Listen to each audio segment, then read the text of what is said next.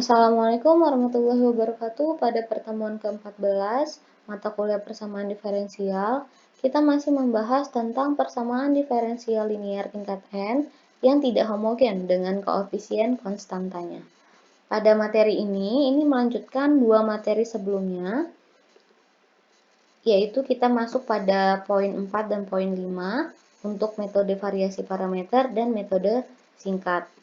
Oke, masuk pada metode variasi parameter. Untuk persamaan diferensial linier tingkat n tidak homogen dengan koefisien konstantanya, kita sudah ketahui bahwa f dy-nya itu akan sama dengan qx. Nah, jadi f dy ini bisa kita ubah menjadi P0 D pangkat N ditambah P1 D pangkat N-1 sampai dengan Pn dikali Y itu sama dengan Qx. Nanti untuk fungsi atau jawab komplementernya itu bisa kita tuliskan YC, ini biasanya YC ya. YC itu akan sama dengan C1Y1X sampai dengan ditambah CN-YNX. Nah, jawaban khususnya itu untuk metode variasi parameter bisa kita tuliskan YP-nya sama dengan L1Y1X ditambah sampai dengan LN-YNX. Di mana nanti L1 sampai dengan Ln-nya itu adalah fungsi-fungsi dari X.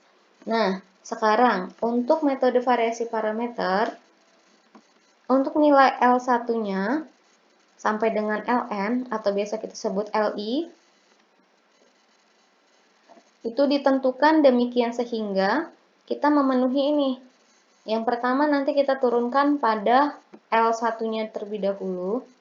Yang kedua nanti kita turunkan pada L1Y1-nya. Dan yang ketiga yang akan kita turunkan pada L1Y1-nya. Ini double turunan ya untuk pada Y1-nya.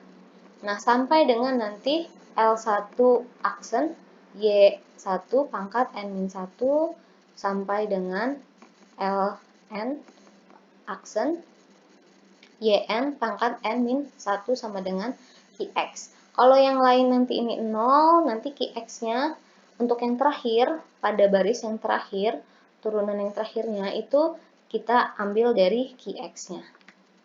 Gitu ya. Oke, nanti lebih jelasin lagi kita pada soal. Nah, misalkan di sini Ibu punya persamaan diferensialnya adalah P0 D pangkat 3 ditambah P1 D pangkat 2 ditambah P2D ditambah P3 sama dengan Qx. Nah, fungsi komplementernya nanti itu akan menjadi Y sama dengan C1Y ditambah C2Y ditambah C3Y. Gitu ya. Nah, untuk jawab khususnya, kita punya nanti Y-nya sama dengan L1Y ditambah L2Y ditambah L3Y3. Gitu ya. Karena apa? Pangkat derajat yang terakhirnya adalah di 3, sehingga P3-nya nanti di 3. Sehingga jawab khususnya nanti adalah seperti ini. Nilai L1, L2, L3-nya bisa kita tentukan yang memenuhi syarat seperti ini. Nah, syarat ini sudah ditentukan ya, jadi nanti tinggal mengikuti. Jadi untuk yang pertama, kita turunkan dulu untuk dari L1, kalikan Y ditambah L2 aksen Y1 ditambah L3 aksen Y3 sama dengan 0. Nah, untuk yang kedua, nanti Y-nya juga akan diturunkan, sehingga L1 aksen Y1 ditambah L2 aksen Y2 aksen ditambah L3 aksen Y3 aksen sama dengan 0. Nah, yang untuk ke terakhir, ini L1-nya tetap. Nanti yang kita turunkan lagi itu adalah Y1-nya, jadi double turunan. Turunan keduanya ditambahkan dengan L2 aksen, Y double aksen, ditambah L3 aksen, Y3 double aksen. Itu yang untuk pada baris terakhir, itu harus sama dengan Qx-nya. Gitu ya. Nah, pembuktiannya nanti misalkan di sini kita punya Y itu sama dengan ini, ya, Y-nya adalah ini, maka turunan untuk dy-nya itu nanti adalah L1 aksen, Y1 aksen, ditambah L2 aksen, Y2 aksen, ditambah L3 aksen, Y3 aksen, ditambah dengan ini. Nanti hasilnya sama dengan ini. Nah, setelah itu nanti kita turunkan pada untuk turunan kedua dan turunan ketiganya. Oke, hasilnya kita peroleh nanti FDY-nya. FDY-nya kan kita punya P0 DY pangkat 3 ditambah P1 DY kuadrat ditambah P2 DY ditambah P3 Y. Nah, hasilnya itu nanti untuk P0 DY pangkat 3-nya kita masukkan DY pangkat 3 dikalikan P0. Nah, untuk DY kuadrat dikalikan P1 dan P2-nya dikalikan DY. Selanjutnya itu nanti ada P3-nya dikali Y ini, nilai Y-nya. Nah, sehingga nanti kita peroleh ini. Nah, sekarang kita masukkan jika P0-nya nanti 1. Jika P0-nya 1, maka kita punya nanti L1 FDY1 ditambah L2 FDY2 ditambah L3 FDY3-nya sama dengan ditambah P0 QX ya. Karena P0-nya sudah 1, maka QX saja. Sehingga nanti kita punya FDY-nya itu sama dengan L1 kali 0 ditambah L2 0 ditambah L3 0 plus QX. Sehingga terbukti bahwa FDY-nya itu nanti akan sama dengan QX. Oke, kita masuk kepada contoh. Untuk contohnya, sekarang tentukan jawaban umum dari persamaan diferensial Y double aksen ditambah Y itu sama dengan kosekan X. Nah, sekarang ubah dulu ini menjadi persamaan karakteristik. Kalau sudah diubah menjadi persamaan karakteristik, nanti akan kita peroleh nilai M kuadrat plus 1 sama dengan 0. Nah, ini bisa dapat M kuadrat sama dengan 1, ini dari mana? Ini karena dia imajiner, ya, kita bisa buat menjadi melalui rumus min B plus minus akar dari 4B kuadrat min 4AC per 2A. Nah, jadi nanti diperoleh nilai M kuadratnya adalah min 1. Jadi M sama dengan I di sini imajiner karena di sini negatif 1. Jadi kalau akar dari min 1, itu kita punya M sama dengan I, M sama dengan negatif I. Ini imajinernya ya. Nah, terus fungsi komplementernya akan menjadi apa? Fungsi komplementernya nanti akan menjadi YC itu sama dengan C1 cos X ditambah C2 sin X. Gitu ya. Nah, sekarang setelah kita sudah tahu fungsi komplementernya, jadi kita harus memisahkan fungsi khususnya. Untuk mencari fungsi khusus, berarti kita punya YP-nya tadi adalah kita misalkan L1 cos X ditambah L2 sin X, gitu ya. Dari ini tadi, kita ubah C1-nya menjadi L1, C2-nya menjadi L2. Nah, L1, L2 ini adalah fungsi khusus dalam X dengan syarat yang tadi. Untuk syarat yang pertama kan kita punya ini kita turunkan. Berarti L1 aksen cos X yang nilai Y-nya kan tidak diturunkan. Ini untuk yang pertama, yang kedua kan. Nah, ini masih kita tuliskan L1 aksen cos X ditambah L2 aksen sin X sama dengan 0. Harus sama dengan 0. Nah, yang kedua, itu baru kita turunkan untuk nilai Y-nya.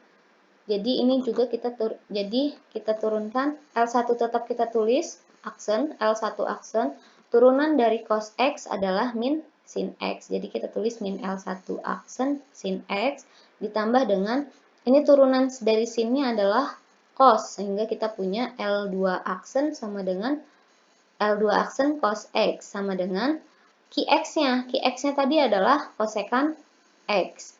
Nah, ini kita anggap sebagai persamaan pertama dan ini kita anggap sebagai persamaan kedua. Untuk persamaan pertama kita kalikan dengan cos X.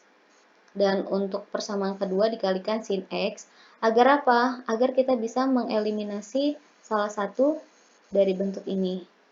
Nah, nanti dari persamaan satu dan kedua kita kurangkan, itu kita peroleh nilainya adalah L1 aksen cos kuadrat X ditambah L2 aksen sin X cos X sama dengan 0. Untuk yang keduanya kita punya min L1 aksen sin kuadrat X ditambah L2 aksen sin X cos X sama dengan 1. Kenapa di sini 1? Karena kosekan itu adalah 1 per sin. Jika dikalikan sin lagi, itu akan menjadi sin dibagi sin sama dengan 1. Gitu ya. Sehingga setelah ini kita kurangkan, akan memperoleh ini. L1 aksen cos X cos kuadrat X, ya. Ini bisa kita hilangkan, berarti ini dikurang ini sama dengan 0 ya. Sama dengan negatif 1, sehingga kita punya L1 aksen sin kuadrat X ditambah L1 aksen cos kuadrat X sama dengan negatif 1. Oke, ini kita keluarkan L1 aksennya, sehingga kita punya sin kuadrat X ditambah cos kuadrat X sama dengan min 1. L1 aksennya nanti sama dengan 1, sehingga L1 aksennya sama dengan negatif 1.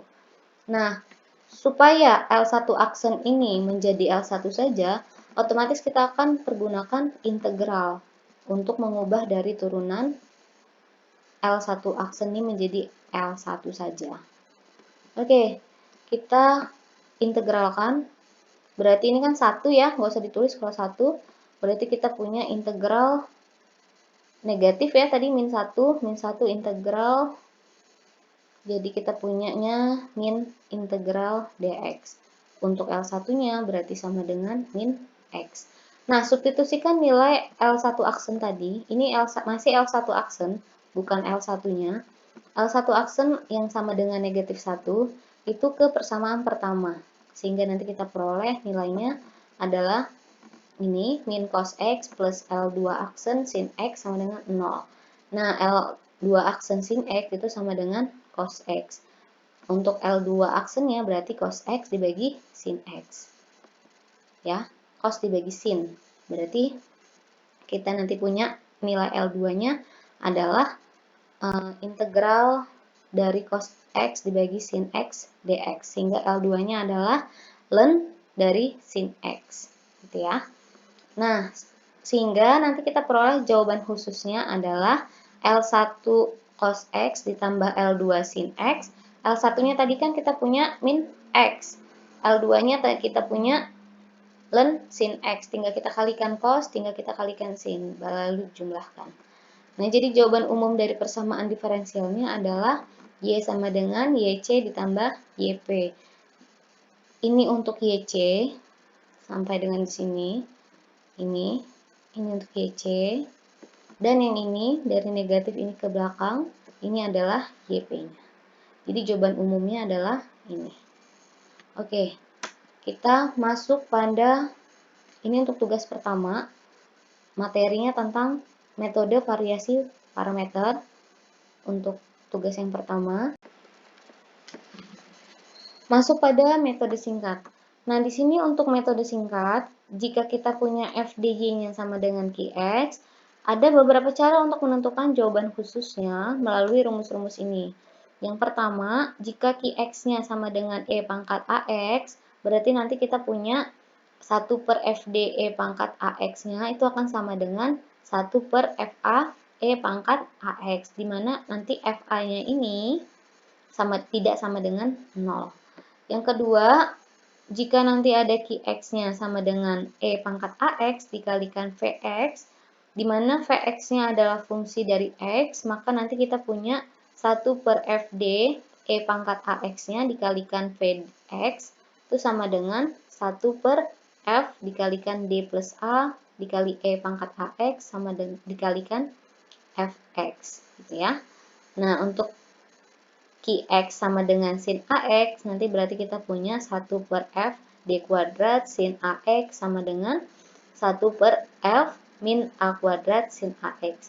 Dimana nanti FAX, AF min A-nya dikuadratkan itu tidak sama dengan 0. Nah, kalau cos juga sama, hanya dibalik saja, ini nilainya cos, berarti nanti F min A kuadratnya tidak sama dengan 0. Nah, berbeda dengan Qx-nya sama dengan sin AX. Ini ya, ada lagi kalau Qx sama dengan sin AX, kita punya 1 per D kuadrat plus A kuadrat sin AX sama dengan min X per 2A cos AX. Nah, untuk cos AX-nya berarti kebalikannya. Ini untuk sin AX-nya, ini untuk sin AX. Yang ketujuh, jika Qx-nya sama dengan X dikalikan Vx, di mana Vx-nya adalah fungsi dari X, maka kita punya 1 per Fd X dikalikan Fx itu sama dengan 1 per Fdx dikali Vx dikurangi dengan turunan dari Fd-nya dibagi dengan Fd kuadrat dikali Vx. Gitu ya. Contohnya nanti kita masuk pada jawaban umum persamaan diferensialnya, tolong tentukan jawaban umum persamaan diferensial Y double aksen plus 6Y aksen ditambah 25Y sama dengan 104E pangkat 3X. Nah, di sini kita ubah ke dalam persamaan karakteristik terlebih dahulu, yaitu M kuadrat min 6M plus 25 sama dengan 0. Ingat kalau persamaan karakteristik berarti ininya harus 0 ya, kecuali kita mengubahnya ke dalam operator. Nah, ini berdasarkan rumus yang min B plus minus akar dari B kuadrat min 4AC per 2A. Kita peroleh hasilnya adalah M-nya min 3 plus minus 4I. Karena di sini dia negatif, akar dari negatif 64, maka di sini kan imajiner. Berarti kita punya akar 64 itu 8. Karena ini negatif berarti 8I. Gitu ya, harus ditambahkan I-nya. Sehingga fungsi komplementernya nanti akan menjadi YC sama dengan C1 cos 4X ditambah C2 sin 4X dikalikan E pangkat min 3X. Gitu. Karena ini masing-masing kan di dalamnya ini ada E pangkat 3X. Jadi E pangkat min 3X-nya kita keluarkan. Oke, kita lanjutkan. Nah, setelah itu, dari persamaan diferensial pada soal, kita ubah menjadi operator. Jadi D kuadrat plus 6D plus 25 kalikan Y sama dengan 104 E pangkat 3X. Gitu ya. Nah, di sini berarti Y-nya sama dengan 104 E pangkat 3X dibagi dengan ini. Sehingga kita peroleh Y-nya sama dengan 104 dibagi D kuadrat plus 6D plus 25 dikalikan E pangkat 3X. Oke, sudah. Nanti kita peroleh nilai Y-nya adalah 2 E pangkat 3X. Nah, jawaban khususnya dari persamaan diferensial ini adalah YP sama dengan 2E pangkat 3X. Jadi, jawaban umum dari persamaan diferensial yang diketahui di soal, kita punya Y sama dengan YC ditambah YP. Y-nya adalah ini untuk YC, ya, ditambah dengan YP-nya. Oke, mudah ya. Untuk tugas 2-nya ini ada 2 soal, jadi totalnya semua ada 3. Silakan dikerjakan, nanti dikumpulkan pada hari Senin. Terima kasih. Demikian perkuliahan kita hari ini. Wabillahi taufiq wal hidayah. Wassalamualaikum warahmatullahi wabarakatuh.